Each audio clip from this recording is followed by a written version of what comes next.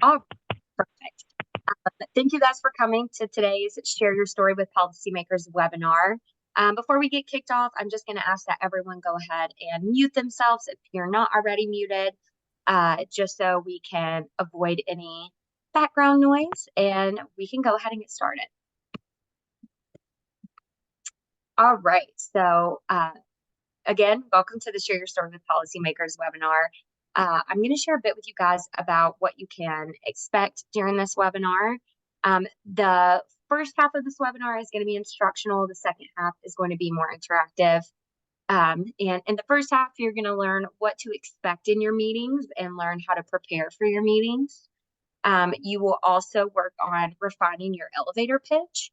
And this consists of your story that you're sharing with your members about your experience with rare diseases, as well as a clear and concise ask.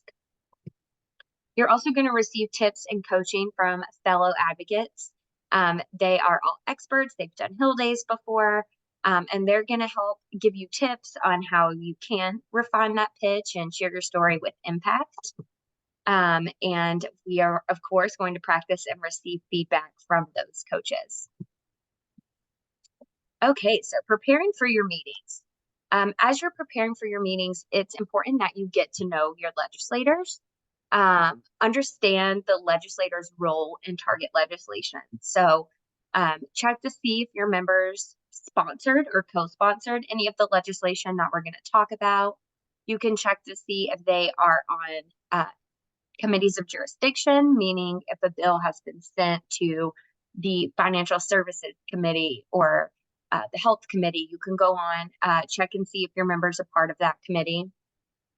It's also important to understand the level that they've participated in the bill. Again, if they've sponsored or co-sponsored it. It's important to understand their platforms and their views on the issues that you're targeting. So any kind of healthcare issues, what's their stance, what's their involvement in healthcare policy. And you can get this information from, reading on their social media channels, going onto their official websites, or any other relevant news materials or articles. And then, of course, check out the legislative scorecards on the RDLA website to get better insight about how your member supports the rare disease community. So these are being finalized as we speak.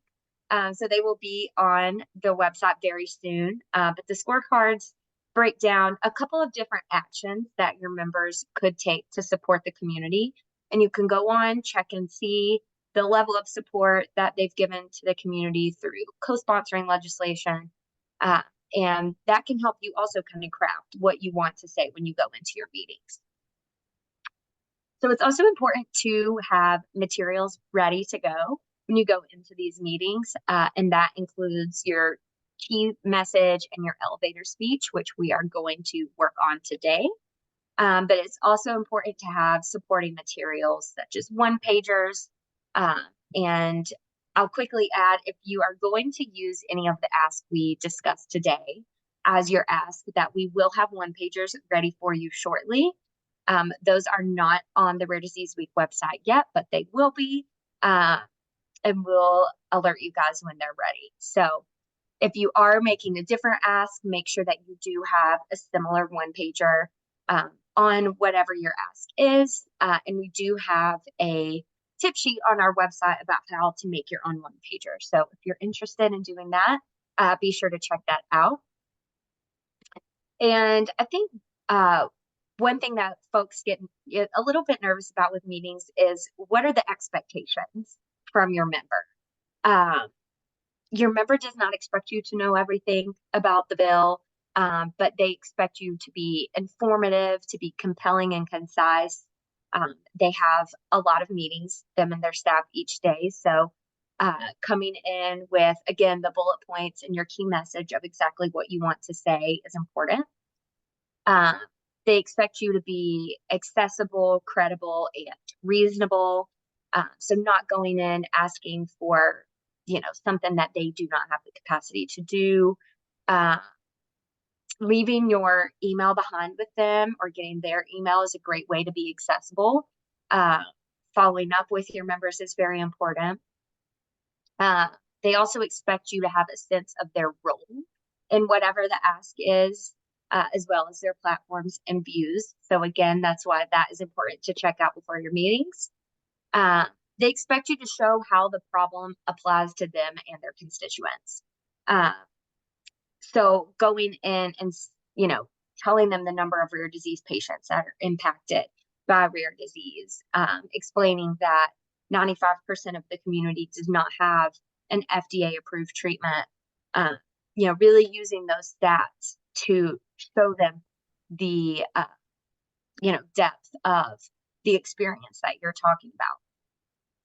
Again, be prepared with your one-pagers and any other materials you would like to take with you. And remember that you are the expert on your experience. So you are there to share with them the problem that you are experiencing and how they can support you. So be authentic. There's no need to memorize a script. Go in and just be ready to have an informed conversation about how they can complete your ask and help you with the problems that you're sharing with them. And that is where we get to message delivery. So some rules of the road. You are in the driver's seat. These are your meetings. You are there to share your experience. And as your member, it's their job to listen to you. So you are in the driver's seat. It's important to balance fact and emotion. Fact and data goes a long way in these meetings. You can, get more data from the Every Life Foundation's burden studies that have been released. Those are on our website. And we will have information on that for you at the legislative conference as well. And less is more, sharing, high level data, high level information. We're not going to have time to get into, lots of details. So when you're sharing your experience, it's important to share what is the most hard hitting instead of giving the entire experience. So some ways that you can do this is crafting your message with the problem, solution, ask format. So you are going in, you are telling the member, hey, this is the problem that I'm having. This bill or this action would be the solution to this problem that me and others in the rare disease community are having. So my ask is, and then you make your ask. And we're going to walk you through this problem, solution, ask format for each of the official asks, just to give you an idea of how to use this format as you are crafting your message. So developing your ask, I'm going to turn things over to Bailey McGowan from our policy team. Bailey is here to walk you guys through each of these asks. So Bailey, I'll go ahead and turn things over to you. Hey everyone, it's great to see you guys. Sorry, my screen was doing something wonky. Happy to talk through the asks. First, we have our Rare Disease Congressional Caucus. If you guys have been around, I think for most Every Life events, you'll be pretty familiar with this one. But really, the main goal of this is to get all of our Congress members together and talking in one space about the same issue instead of sort of siloed off on their own. It brings together our, the rare disease community, patients, physicians, scientists, industry members, along with that conversation to really make sure it's well informed. And it creates really great opportunities to address those barriers that affect the entire rare disease community. So I think the ask for that one's pretty simple. Join the Rare Disease Congressional Caucus. If you guys need a pinpoint or if you want to look and see if your member is already part of that, because they very well might be, we have a great resource on our website for that our RDLA team helps maintain, keep up to date. So that's our first one. Thank you, Caitlin, for putting that in the chat. Our second ask is the Accelerating Kids Access to Care Act. And not to sound like I'm on repeat, but again, you're probably pretty familiar with this one if you've been around. The bill numbers for this one are Senate Bill 2372 and HR 4758, if anyone wants those numbers. But currently, I think a lot of people have had this issue of your most, knowledgeable provider for your condition could be out of state. And then they have to work and fill out a lot of paperwork to become a part of your home state's Medicaid program. And that can take a really long time. It's time consuming, it's frustrating. And in that time, you could have, irreversible disease progression. So the solution for this is one of the solutions for this is the Accelerating Kids Access to Care Act, which would create a faster process for doctors to enroll in another state's Medicaid program. It's totally optional. No one's forced into doing this. But it would really create a federal streamlined process for this enrollment pathway. And eligible providers have to, present the most limited risk of fraud. There's a lot to it, so it's still very safe.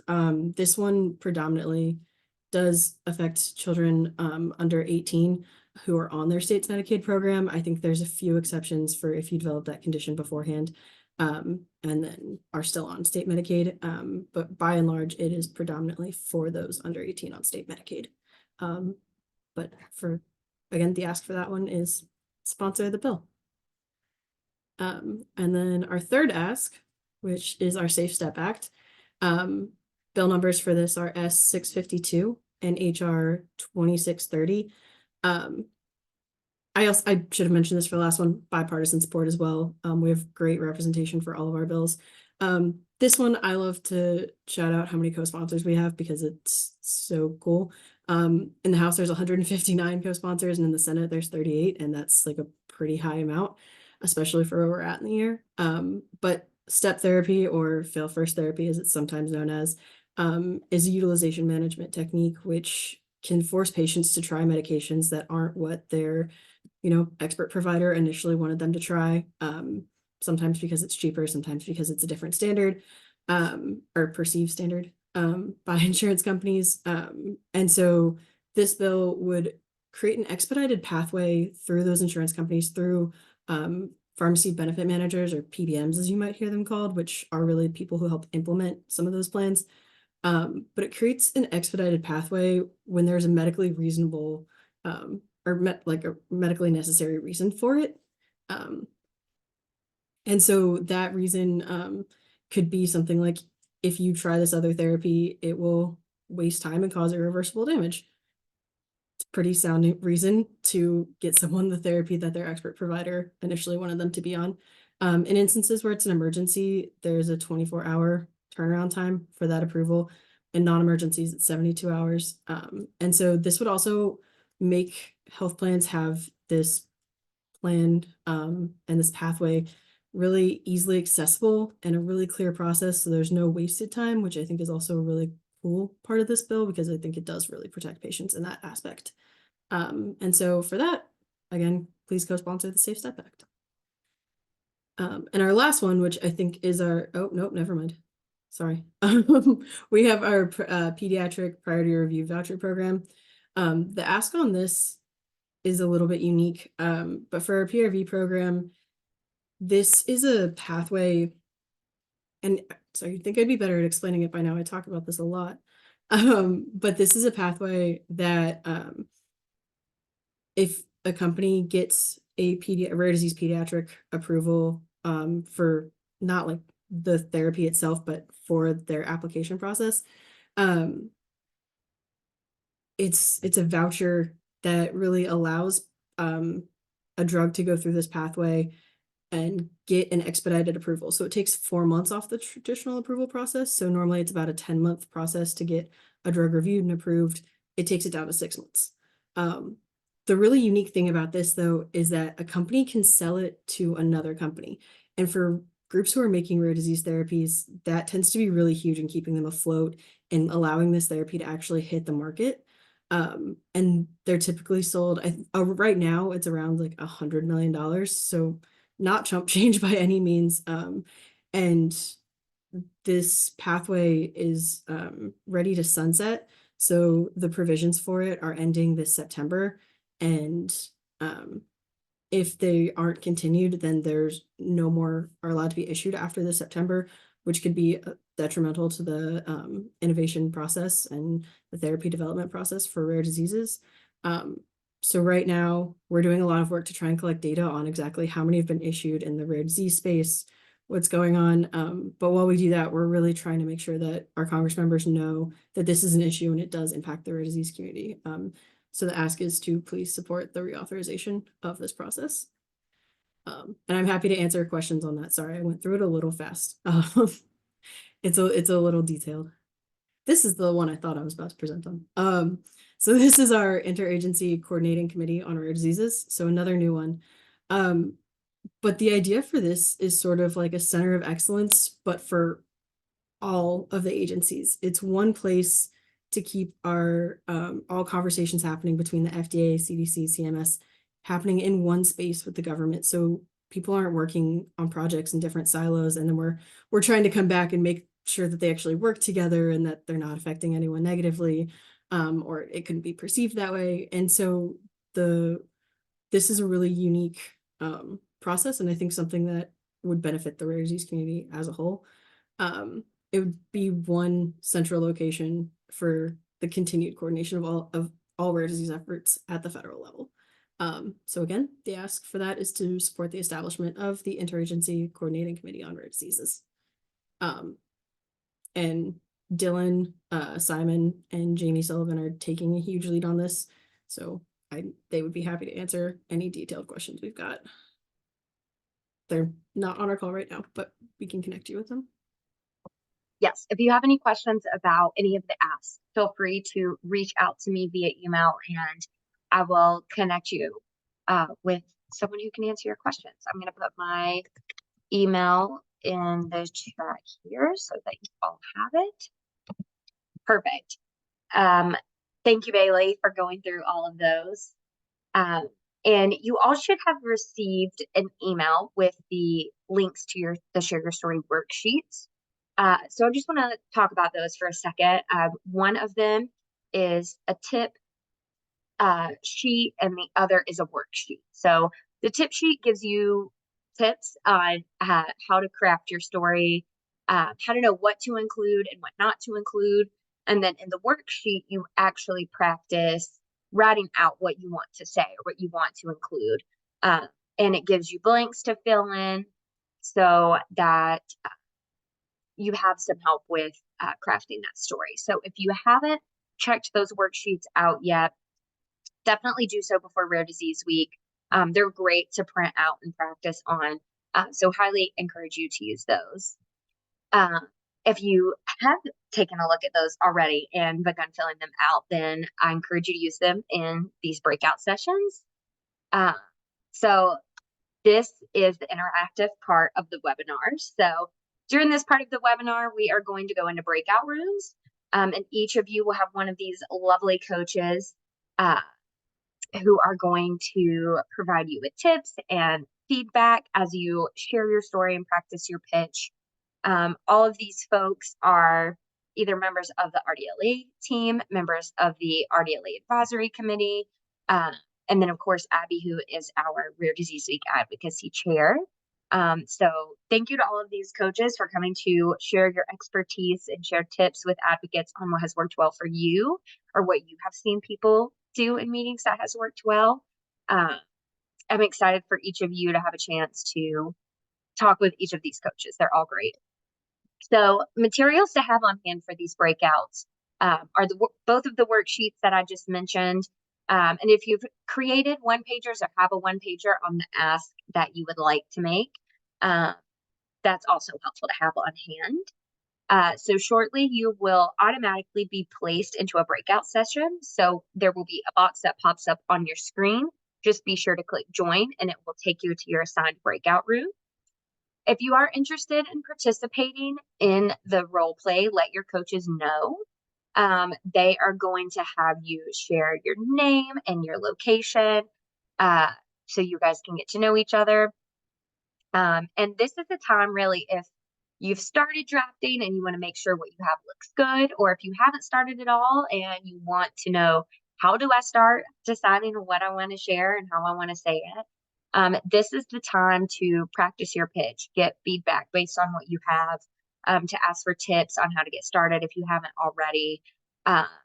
ask questions. Don't be shy. Take yourself off mute when you get into the breakout rooms. Your coaches are there to provide you with feedback and help you. So definitely take advantage of the breakout room time. And once the breakout's in, you will automatically be placed back into this main room for closing remarks. All right. So I will check in with Shannon. Shannon, are you good to go on breakout rooms? Yep, I sure am. Awesome. All right. Well, we will see you guys back here after your breakout room sessions. Caitlin, did you share what time you wanted, what time the breakouts will end, just so people know how long that they have? Yeah, so we will spend 30 minutes in the breakout rooms. We will come back at around 12:50 to share key takeaways and answer questions that you guys might have. Perfect. All right, I'm opening all the rooms. Here you go.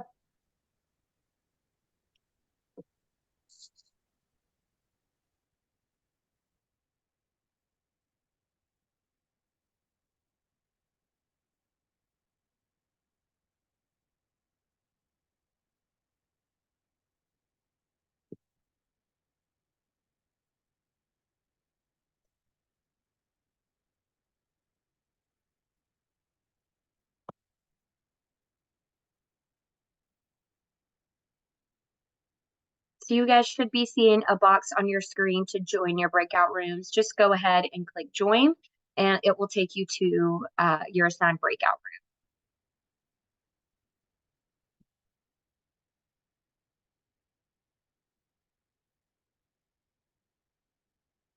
If you're not seeing that box on your screen, let us know, and we'll make sure to get you assigned to our room.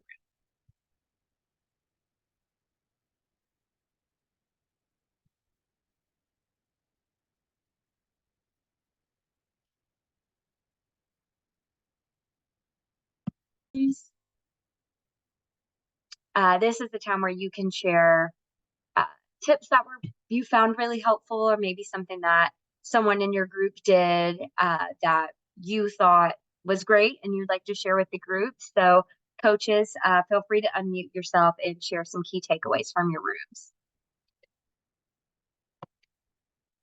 I think my group just had so much passion and hope in every single one of their stories. And really, that's the driving force behind actionable change. No offense, but I think they're all gonna kick butt, and they were the best group ever. So that's my key takeaway in all of this, is just not only being yourself, but making sure that your rare passion shines through, because that's what's going to make the difference. Awesome. Thank you, Kendall. I can go next. We we answered a lot of questions, kind of went through the process as well. And then we had Terry, who shared her story. She said she winged it, but it was too incredible for it to be such a improv. And we really enjoyed that story and the way that she paced it, and just hearing the little beats and how her goal is that we hear no in rare disease so much, and she wants these policies to start making people say yes more often. And that phrasing just, I think, is going to stick with me for a while. And then Brian in our group said something about how when we go into these meetings, it seems like you're talking about policy, but you're actually putting your heart on the line when you share these stories with a basic stranger in a very scary political office. So I thought that was also a very important thing to note, that you are doing something that's vulnerable and a little bit scary, but it's worth it, and that's really how we're driving this policy in rare disease. So I think our group was also very good. Kendall, I'm not going to compete for your group, but they were great. So Awesome. Love that. I can jump in. I can echo the same sentiments that Kendall and Abby said. We had a wonderful group of very passionate and motivated individuals. I think one thing that we took away from this is, while all of our stories are different and unique, we share one common theme, and that's hope. And that was that came out of everyone's stories and asks. And I think one thing that really was important was, how do we tie our own individual asks to a broader impact to the community beyond just the rare disease community? And I think they did a really good job of saying, the financial costs and the savings and how this can help us as a country in the world. And I think the other big piece of it that we really found important was a question that came up was, how do you navigate someone that may be already supporting a bill that you're talking about? And for one, giving them thanks, but two, using that as maybe as a pitch for another bill that may be similar and like-minded. So I had a wonderful group. I'm not going to compete. I mean, I think they're the best, but I don't want to be biased. So. I love this. Hi, this is Roberta Duran. I want to give a shout out to my whole group. It takes a lot of courage to show up and to share our stories. There was a lot of questions about the process, and I appreciate Maggie, who attended last year, provided her experience. And I also, want to do a shout out to Tara, who actually timed herself to do her pitch, which she said she was flying by the seat of her pants, but it was very compelling. It tied into the diagnostic odyssey. It tied into fiscal impact that rare disease have, both like broadly, but also on us individually as people living with rare diseases.